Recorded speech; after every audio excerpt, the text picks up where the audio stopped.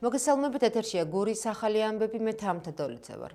17 ივნისს ივანიშვილ კუპრაშვილის ბიურომ ანტიკონსტიტუციური რუსული კანონების აღსრულება მურუსიძის სასამართლოს მეშვეობით დაიწყო.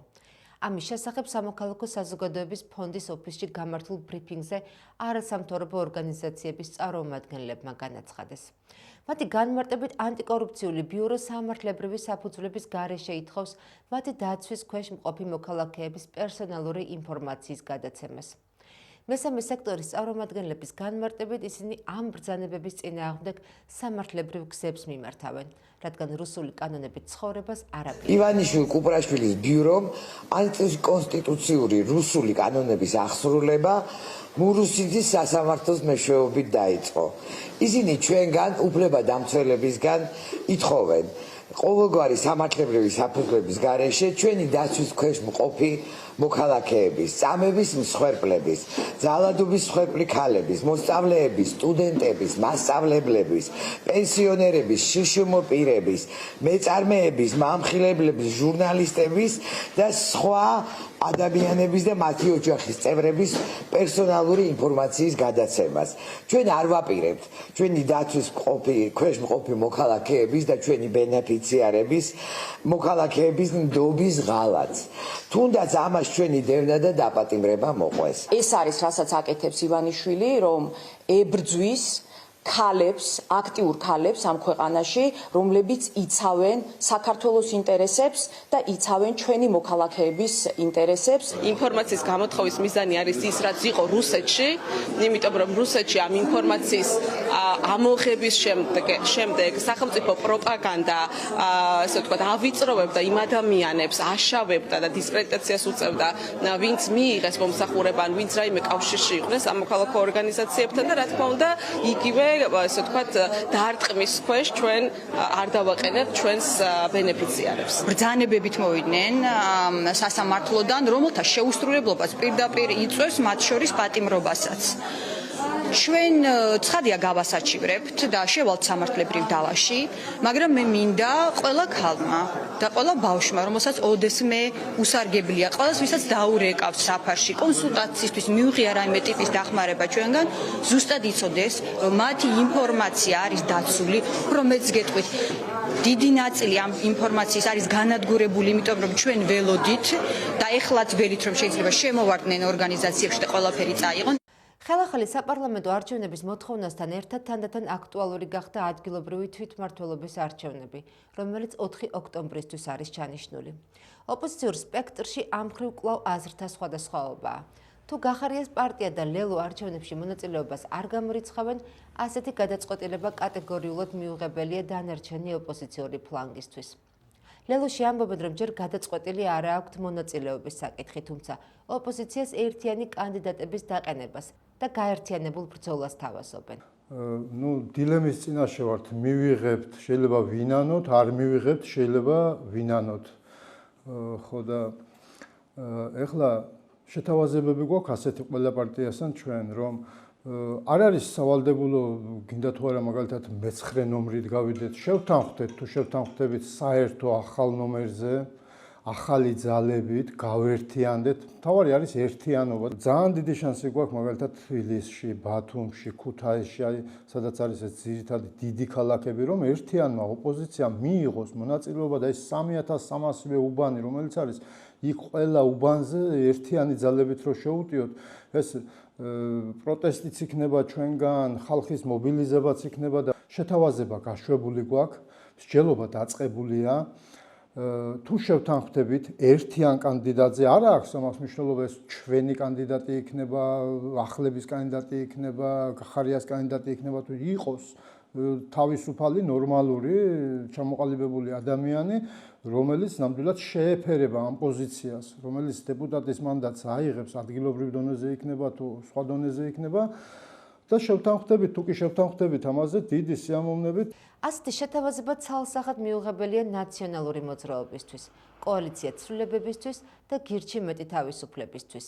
აღნიშნული პარტიების და გაერთიანებების წარმომადგენლები ამბობენ, რომ გაყალბებული საპარლამენტო არჩევნების და ქვეყანაში მიმდინარე პროცესების გათვალისწინებით ადგილობრივი თვითმმართველობის არჩევნებში მონაწილეობაზე ფიქრიც კი არ ღირს. რას ნიშნავს ერთიანი კანდიდატი რა? ერთიანი კანდიდატი რომ გვეყოლება, მაშინ ქართული ოცნება ვერ გააყალბებს, ვერ დააშინებს მოქალაქეებს, ვერ მოისყიდავს, ვერ ჩაიდეს ათობით და ათეულობით დანაშაულს, ისეც როგორც მან ჩაიდინა წინა არჩევნებში. ამას ვერ გააკეთებს. რა მნიშვნელობა აქვს ჩვენ ერთიანი კანდიდატი გვეყოლება თუ ცალ-ცალკე გავართ ამ არჩევნებზე? ბიძინა ივანიშვილი გააკეთებს იმას, რასაც ის აკეთებდა წლების განმავლობაში ამ არჩევნებმა, ბოლო არჩევნებმა. ჩვენ დაგვანახა, რომ არაპირებს არჩევნების გზით არსად წასვლას და პირიქით უფრო მეტი აპირებს, რომ რაღაცნაირად თუ ჩვენ ამ პროცესში შევალთ ლეგიტიმაციაში, ასე თქვათ, ლეგიტიმური გავხადოთ საპარლამენტო არჩევნები, ვინ უნდა დანიშნოს, ან რომელ არჩევნებში ვიღებთ მონაწილეობას, რომელსაც საქართველოს მთავრობა ნიშნავს, მთავრობა, რომელიც თავიდან ბოლომდე არალეგიტიმურია და ერთი მხრივ ჩვენ თუ ვამბობთ, რომ მთავრობა არის არალეგიტიმური და მეორე მხრივ ვიღებთ ამ არალეგიტიმური ხელისუფლების მიერ დანიშნულ არჩევნებში მონაწილეობას, ნიშნავს, რომ ქართულ ოცნებას ბჭყალებში უправებთ ყველაფერს. ამიტომ მე ვფიქრობ, რომ ბრძოლის ხაზი დღეს გადის ქუჩაში, ბრძოლას ის რომ ჩვენ არჩევნებში არ გვინდა მონაწილეობის მიღება, ეს იმას არ ნიშნავს, რომ ბრძოლას ვწყვეტ. მაშინ, როდესაც ქვეყანაში ნომერ პირველი ოპოზიციური პარტიის სამივე ლიდერი არის ციხეში, 213 დღეა დღეს უკვე პროტესტი არის, უწყვეტი პროტესტი ქვეყნის მთავარ გამზირზე. ქვეყანაში მაშინ, როდესაც არის ავტოკრატიული რეჟიმი და ეს ფონი გვაქვს ზოგადად რეპრესიები მიმდინარეობს პრაქტიკულად თვითოული ოპოზიციონერების მიმართ. ჩემთვის წარმოუდგენელია ამ მდგომარეობით თვითმმართველობის არჩევნებზე საუბარი და მით უმეტეს მაშინ მონაწილეობის მიღება.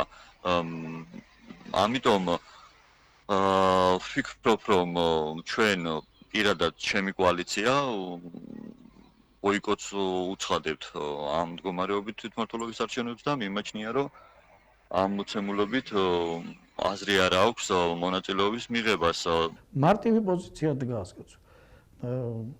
ახალი საპარლამენტო არჩევნების მოთხოვნა, პოლიტპატიმრების გამოშვება და საარჩევნო გარემოს შეცვლა.